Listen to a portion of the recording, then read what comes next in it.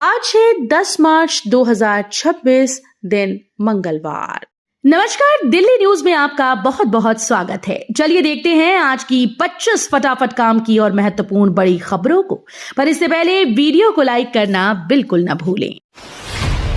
कड़कड़ी मोड़ जंक्शन को signal free बनाने के लिए दिल्ली ट्रैफिक पुलिस का नया प्रयोग। पूर्वी दिल्ली के कड़कड़ी मोड़ जंक्शन को सिग्नल फ्री बनाने के लिए दिल्ली ट्रैफिक पुलिस ने नया प्रयोग शुरू किया। जंक्शन के बीच हिस्से को सीमेंटेड बैरियर लगाकर बंद कर दिया गया और अब ट्रैफिक का संचालन यू टर्न के जरिए कराया जा रहा है। विकास मार्ग और मास्टर प्लान रोड से आने जाने वाले वाहनों को अब सीधे जाने के बजाय यू टर्न लेना पड़ रहा है। सीबीआई की याचिका पर सुनवाई, केजरीवाल सिसोदिया को मिली अस्थायी राहत। दिल्ली के कथित शराब नीति घोटाला मामले में अरविंद केजरीवाल और मनीष सिसोदिया को फिलहाल राहत मिली। दिल्ली हाईकोर्ट में सुनवाई के दौरान सीबीआई ने ट्रायल कोर्ट के उस फैसले को चुनौती दी जिसमें सभी आरोपियों को डिस्चार्ज कर दिया गया था। मामले को सुनवाई के दौरान हाईकोर्ट ने कहा कि वो ट्रायल कोर्ट को निर्देश देगी कि मनी लॉन्ड्रिंग यानी पीएमएलए केस की कार्यवाही इस अदालत में अगली सुनवाई तक के लिए स्थगित रखी जाए। दिल्ली में कांग्रेस ने महंगाई और गैस सिलेंडर की बढ़ती कीमतों के खिलाफ किया विरोध प्रदर्शन। दिल्ली के अंबेडकर नगर में कांग्रेस कार्यकर्ताओं ने महंगाई, गैस सिलेंडर की बढ़ती कीमतों और विकास कार्यों की कमी के खिलाफ विरोध प्रदर्शन किया। रैली का नेतृत्व जयप्रकाश ने किया और बड़ी संख्या में स्थानीय लोग शामिल हुए। कांग्रेस नेताओं ने कहा कि भाजपा सरकार की नीतियों के कारण आम जनता परेशान है और तुरंत राहत की जरूरत है। प्रदर्शन शांतिपूर्ण रूप से संपन्न हुआ। दिल्ली जल बोर्ड की सफाई के चलते 2 दिन पानी सप्लाई प्रभावित। दिल्ली के यमुनापार इलाके में आज और कल को कई जगहों पर पानी की सप्लाई का प्रेशर कम होगा। दिल्ली जल बोर्ड भूमिगत जलाशय यानी यूजीआर की सफाई करा रहा है, जिसके चलते जलापूर्ति प्रभावित रहेगी। शास्त्री पार्क, उस्मानपुर, जाफराबाद, सीलमपुर, वेलकम समेत कई क्षेत्रों में आज पानी का दबाव कम होगा। सुंदर नगरी में एमसीडी का एक्शन, शनि बाजार रोड से हटाया अतिक्रमण। दिल्ली के सुंदर नगरी इलाके में सोमवार को एमसीडी ने अतिक्रमण के खिलाफ बड़ा अभियान चलाया। शनि बाजार रोड पर दुकानों के बाहर किए गए अवैध कब्जों को हटाते हुए निगम की नोटिस टीम ने सामान जब्त कर टेम्पो में भरकर ले गए। कार्रवाई के दौरान नंदनगरी थाना पुलिस और अर्धसैनिक बल भी मौके पर तैनात रहे। मानसून से पहले पीडब्ल्यूडी अलर्ट, दिल्ली में 2100 किलोमीटर नालों की सफाई के आदेश। दिल्ली में मानसून के दौरान होने वाले जलभराव से निपटने के लिए पीडब्ल्यूडी ने अभी से तैयारियां शुरू कर दी हैं। विभाग ने 2100 किलोमीटर से ज्यादा नालों की सफाई और जरूरत पड़ने पर उनकी मरम्मत के आदेश जारी कर दिए हैं। जिन एजेंसीज को पिछले साल नालों की सफाई का ठेका दिया गया था, उन्हें तुरंत काम शुरू करने के निर्देश दिए गए। दिल्ली में बाढ़ से बचाव के लिए रिंग रोड किनारे बनेगी 4.7 किलोमीटर लंबी दीवार। दिल्ली में यमुना के बढ़ते जलस्तर और बाढ़ के खतरे को देखते हुए सरकार ने बड़ा कदम उठाया। मजनू का टीला से कश्मीरी गेट के पास लोहा पुल तक रिंग रोड के किनारे करीब 4.7 किलोमीटर लंबी बाढ़ रोधी दीवार बनाई जाएगी। करीब 50 करोड़ रुपए की लागत से बनने वाली इस दीवार की ऊंचाई लगभग 6 फीट होगी। अधिकारियों का कहना है कि इससे यमुना का पानी रिंग रोड और आसपास के रिहायशी इलाकों में नहीं पहुंचेगा। एनसीआर के रेलवे स्टेशन पर दृष्टिबाधित यात्रियों के लिए लगेंगी steel textile tiles. Delhi NCR के रेलवे स्टेशन पर अब दृष्टिबाधित यात्रियों की सुविधा के लिए स्टील टेक्सटाइल टाइल लगाई जाएंगी। इन टाइल्स की मदद से यात्री पार्किंग से लेकर टिकट काउंटर, फुटओवर ब्रिज और प्लेटफॉर्म तक आसानी से पहुंच पाएंगे। लखनऊ के फूलपुर स्टेशन पर इस तकनीक के सफल प्रयोग के बाद उत्तर रेलवे ने सभी मंडलों को इसे लागू करने के निर्देश दिए हैं। दिल्ली में अंगदान को बढ़ावा, केंद्र के साथ एमओयू पर हस्ताक्षर। दिल्ली में अंगदान और अंग प्रत्यारोपण की व्यवस्था को मजबूत करने के लिए बड़ा कदम उठाया गया। मुख्यमंत्री रेखा गुप्ता ने भारत सरकार के साथ समझौता ज्ञापन यानी एमओयू पर हस्ताक्षर किए। इसके तहत राजधानी में जल्द ही state organ and tissue transplant organisation यानी सोटो की स्थापना होगी। सरकार का बड़ा फैसला, एलपीजी सिलेंडर बुकिंग गैप 25 दिन किया गया।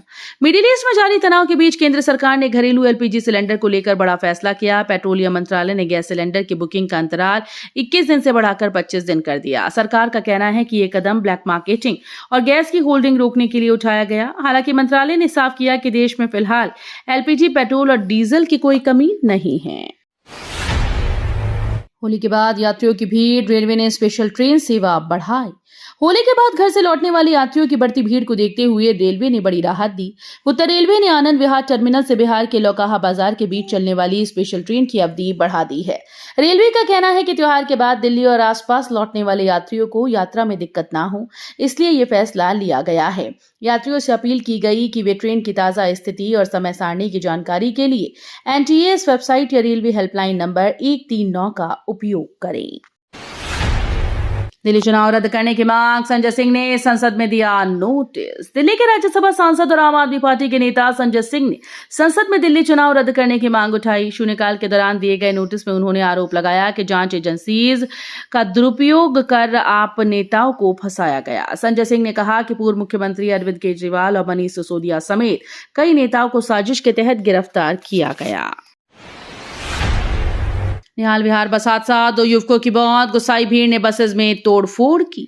पश्चिमी दिल्ली के निहाल विहार इलाके में तेज रफ्तार DTC लो फ्लोर बस की टक्कर से 2 युवकों की मौके पर मौत हो गई, जबकि एक व्यक्ति घायल हुआ। हादसे के बाद स्थानीय लोगों में भारी आक्रोश देखने को मिला और गुस्साई भीड़ ने कई बसेस में तोड़फोड़ कर दी। साथ ही एक बस को आग के हवाले भी कर दिया। सूचना मिलते ही पुलिस और दमकल की टीम मौके पर पहुंची, हालात को काबू में किया गया। वहीं नांगलुई बस हादसे में पुलिस ने चालक दीपक को हिरासत में लिया और उपद्रव करने वालों पर भी सख्त कार्रवाई की तैयारी की जा रही है। दिल्ली में मलबा उठाने के लिए MCD की नई डिजिटल सुविधा लॉन्च। दिल्ली में निर्माण कार्यों से निकलने वाले मलबे के निपटारे को आसान बनाने के लिए MCD ने नई डिजिटल पहल शुरू की। महापौर सरदार राजा इकबाल सिंह ने दिल्ली मलबा पोर्टल लॉन्च किया, जिसके जरिए अब लोग ऑनलाइन मलबा उठाने की रिक्वेस्ट कर सकेंगे। इसके लिए पोर्टल पर जानकारी भरनी होगी या QR कोड स्कैन करना होगा। हज 2026 के मद्देनजर दिल्ली स्टेट हज कमेटी की अवधि में 6 महीने का विस्तार। दिल्ली सरकार ने 9 मार्च 2026 के गजट नोटिफिकेशन के माध्यम से दिल्ली स्टेट हज कमेटी की कार्यविधि अगले 6 महीने के लिए बढ़ा दी। इस फैसले के तहत सांसद प्रवीण खंडेलवाल, पार्षद नाजिया दानिश, इस्लामी स्कॉलर मोहम्मद साद और चेयरपर्सन कौसर जहां की जिम्मेदारी अब नई कमेटी के गठन तक रहेगी। हज 2026 की तैयारियों को ध्यान में रखते हुए उड़ानें, प्रशिक्षण और अन्य व्यवस्थाओं पर काम समय पर पूरा करने के निर्देश जारी किए हैं। ग्रेटर कैलाश में 400 बेड के प्राइवेट अस्पताल का विरोध, सड़क पर उतरे स्थानीय निवासी। दक्षिण दिल्ली के ग्रेटर कैलाश वन में निर्माणाधीन 400 बेड के प्राइवेट हॉस्पिटल को लेकर स्थानीय निवासियों और RWA ने विरोध शुरू कर दिया। अर्चना कॉम्प्लेक्स के पास बन रहे इस अस्पताल को लेकर लोगों का कहना है कि इससे इलाके में ट्रैफिक, शोर और भीड़भाड़ की समस्या बढ़ेगी। पुलिस विधायक और आम आदमी पार्टी के नेता सौरभ भारद्वाज ने भी इस विरोध का समर्थन करते हुए कहा कि रिहायशी इलाके में इस तरह के बड़े प्रोजेक्ट नियमों की अनदेखी कर बनाए जा रहे हैं। दिल्ली गेट पर श्री पार्थ सारथी रथ का लोकार्पण, ऐतिहासिक क्षेत्र को मिली नई पहचान। दिल्ली के ऐतिहासिक दिल्ली गेट क्षेत्र को नई सांस्कृतिक पहचान देने की दिशा में बड़ा कदम उठाया गया। मुख्यमंत्री रेखा गुप्ता और उपराज्यपाल VK सक्सेना ने बहादुर शाह जफर मार्ग पर श्री पार्थ सारथी रथ का लोकार्पण किया। लोक निर्माण विभाग द्वारा तैयार की गई ये भव्य संरचना लगभग 7 से 8 महीने की मेहनत के बाद बनकर तैयार हुई और करीब 50 वर्षों तक टिकने का अनुमान है। नई दिल्ली को स्वच्छ और धूल मुक्त बनाने के लिए NDMC का गहन स्वच्छता अभियान। नई दिल्ली को स्वच्छ, हरित और धूल मुक्त बनाने के लिए NDMC ने अपने क्षेत्र में गहन स्वच्छता अभियान शुरू किया है। इस अभियान के तहत सड़कों, बाजारों, पार्कों और फुटपाथ और सार्वजनिक स्थलों की विशेष सफाई की जा रही है। तो अभियान की निगरानी के लिए 14 विभागाध्यक्षों को नोडल अधिकारी बनाया गया है। सड़कों से धूल और सूखी पत्तियां हटाने के लिए 4 मैकेनाइज्ड रोड स्वीपर्स 2 शिफ्टों में तैनात किए गए हैं। छात्रों का विरोध तेज, VC पर जनमत संग्रह के नतीजे 11 मार्च को। जवाहरलाल नेहरू विश्वविद्यालय में छात्रों का ध्यान कुलपति प्रोफेसर शांतिश्री धूलीपुरी पंडित के खिलाफ जनमत संग्रह पर है। JNUSU ने आरोप लगाया कि कुलपति की जाति सूचक टिप्पणियों और प्रशासनिक कार्य प्रणाली के विरोध में ये कदम उठाया गया। ये जनमत संग्रह आज विश्वविद्यालय के सभी स्कूल और विशेष केंद्रों के बाहर कराया जाएगा। परिणाम कल प्रेस क्लब ऑफ इंडिया में घोषित होंगे। जी एडवांस 2026 की तारीख घोषित, 17 मई को 2 सत्रों में परीक्षा। IIT रुड़की ने जी एडवांस 2026 परीक्षा की तारीखों का ऐलान कर दिया है। ये परीक्षा 17 मार्च को 2 सत्रों में आयोजित की जाएगी। विदेशी छात्रों के लिए पंजीकरण प्रक्रिया 6 अप्रैल से शुरू होगी और भारतीय छात्र 23 अप्रैल से आवेदन कर सकते हैं। रजिस्ट्रेशन की अंतिम तिथि 2 मई 2023 तय की गई। दिल्ली दंगा केस में शर्जील इमाम को 10 दिन की अंतरिम जमानत। दिल्ली दंगों के आरोपी शर्जील इमाम को कड़कड़डूमा कोर्ट से बड़ी राहत मिली। एडिशनल सेशन जज समीर बाजपेयी की अदालत ने उन्हें 10 दिन की अंतरिम जमानत दे दी। अदालत ने शर्जील इमाम को 20 मार्च से 30 मार्च तक भाई की शादी में शामिल होने और बीमार मां की देखभाल करने के लिए ये राहत दी है। शर्जील इमाम ने अदालत में अर्जी दाखिल कर 10 दिन की अंतरिम रिहाई की मांग की थी, जिसे कोर्ट ने मंजूर कर लिया है। किरोड़ीमल कॉलेज में 57 नॉन टीचिंग पदों पर भर्ती, 27 मार्च तक आवेदन। दिल्ली विश्वविद्यालय के किरोड़ीमल कॉलेज में नॉन टीचिंग स्टाफ के 57 पदों पर भर्ती निकली है। इच्छुक उम्मीदवार 27 मार्च 2026 तक कॉलेज की आधिकारिक वेबसाइट पर जाकर ऑनलाइन आवेदन कर सकते हैं। भर्ती के तहत laboratory attendant, lab assistant, library attendant, junior और सीनियर असिस्टेंट सहित कई पद शामिल हैं। सराय काले खां से आनंद विहार तक प्रतिनिधिमंडल ने अनुभव किया आरआरटीएस की सुविधाएं। न्यू डेवलपमेंट बैंक की अध्यक्ष दिल्मा रूसेफ ने दिल्ली गाजियाबाद मेरठ नमो भारत कॉरिडोर का दौरा किया और एनसीआरटीसी के कार्यों की सराहना की। प्रतिनिधिमंडल ने सराय काले खां से आनंद विहार तक आरआरटीएस ट्रेन की सवारी की और स्टेशन पर उपलब्ध यात्री सुविधाओं का अनुभव किया। रूसेफ ने मल्टी मॉडल कनेक्टिविटी और जेंडर इंक्लूसिव ऑपरेशन मॉडल की जानकारी ली और महिला ट्रेन ऑपरेटर व स्टेशन कंट्रोलर से संवाद किया। बहरीन में भारतीयों के लिए एडवाइजरी जारी। मिडिल ईस्ट में जारी तनाव के बीच भारत सरकार ने बहरीन में रह रहे अपने नागरिकों के लिए एडवाइजरी जारी कर दी है।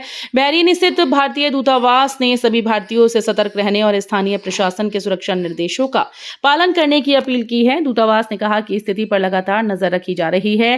साथ ही ये भी स्पष्ट किया कि बहरीन में भारतीय दूतावास का कामकाज फिलहाल सामान्य रूप से जारी है। उत्तम नगर हत्याकांड, सीएम रेखा गुप्ता ने तरुण के परिवार से की मुलाकात। दिल्ली सचिवालय में सोमवार को मुख्यमंत्री रेखा गुप्ता ने उत्तम नगर हत्याकांड में जान गंवाने वाले तरुण के परिजनों से मुलाकात की।